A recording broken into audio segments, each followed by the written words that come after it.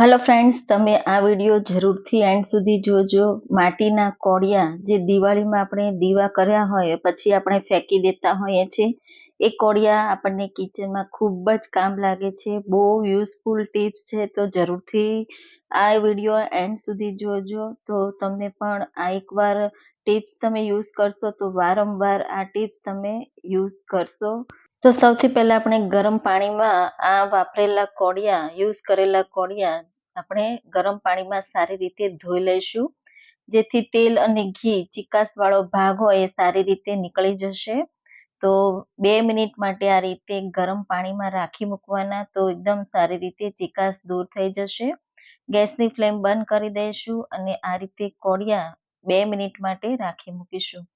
તો હવે 2 મિનિટ પછી આ રીતે આપણે હાથની મદદથી ઘસી લઈશું, એટલે ચીકાશ વાળો ભાગ હોય એ જલ્દીથી નીકળી જશે અને કોડિયા એકદમ ચોખ્ખા એવા થઈ જશે. તો ઘણા લોકો કોડિયા ફેંકી દેતા હોય છે, પણ આ ટિપ્સ તમે જોશો તો તમે કોડિયા ક્યારેય નહીં ફેંકો. કિચનમાં બહુ જ યુઝફુલ ટિપ્સ છે, તો આ તમારે ટ્રાય કરવા જેવી છે. એટલે એન્ડ સુધી વિડીયો જરૂરથી જોજો, સ્કીપ ના કરતા. તો આ જ રીતે હું બધા કોડિયા સાફ કરી લઈશ.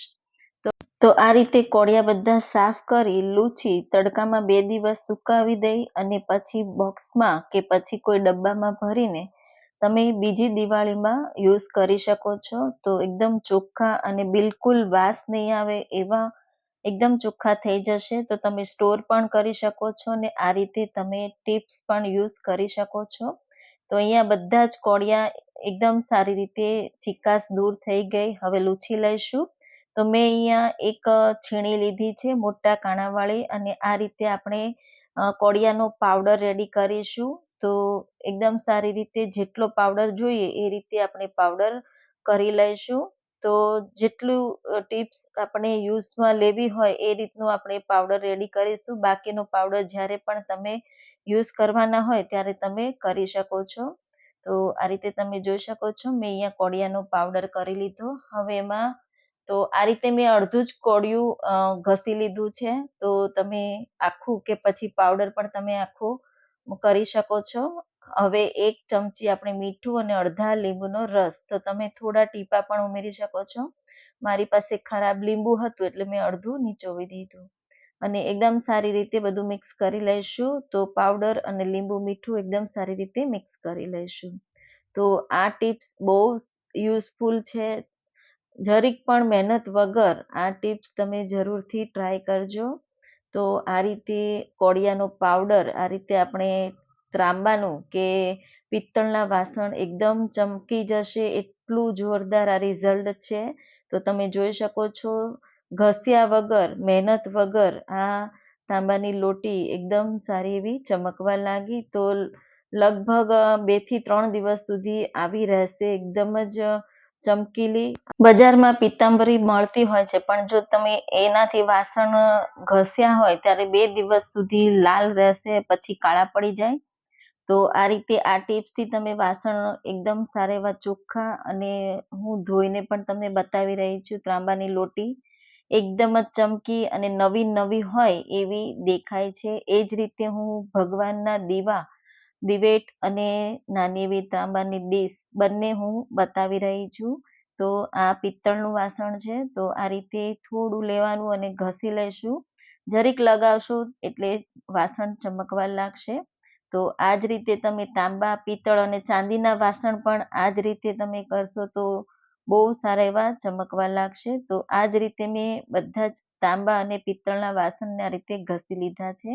તો એકદમ જ ચમકે છે. તો તમે જોઈ શકો છો. આ ટિપ્સ તમને કેવી લાગી એ મને જરૂરથી કહેજો, અને તમે પણ જરૂરથી ટ્રાય કરજો. વગર મહેનતે બહુ યુઝફુલ ટિપ્સ છે.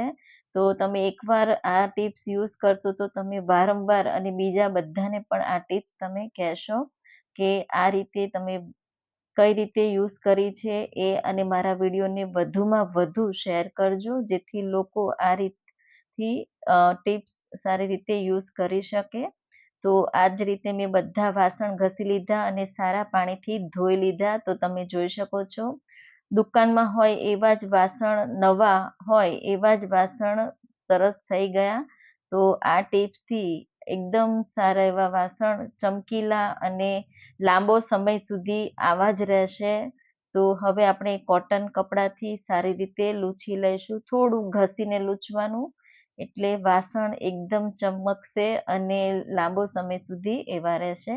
તો તમે જોઈ શકો છો એકદમ નવી લોટી હોય એવી રેડી થઈ ગઈ. હવે બીજી ટિપ્સ હું તમને બતાવી રહી છું.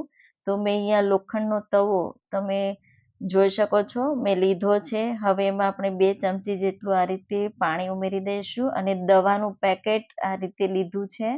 તો આ રીતે આપણે લોખંડના તવાને ઘસી લઈશું એકદમ સારી રીતે.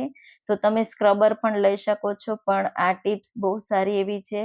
તો હું કાયમ આ રીતે દવાનું પેકેટ રાખું છું અને આ જ રીતે હું લોખંડનો તવો એટલે કે તવી ઘસી લઉં છું. એકદમ સારી એવી ચોખ્ખી થઈ જાય છે. મહેમાનો પણ મને પૂછે છે તમે કઈ રીતે આ સાફ કરો છો? તો હું આ રીતે તમને આજે ટિપ્સ બતાવી રહી છું. એકદમ ચોખ્ખો અને ક્યારેય ન તમે જોયો હોય એવો ક્લીન થઈ જશે. તો એકદમ સારી રીતે મેં ધોઈ લીધો છે.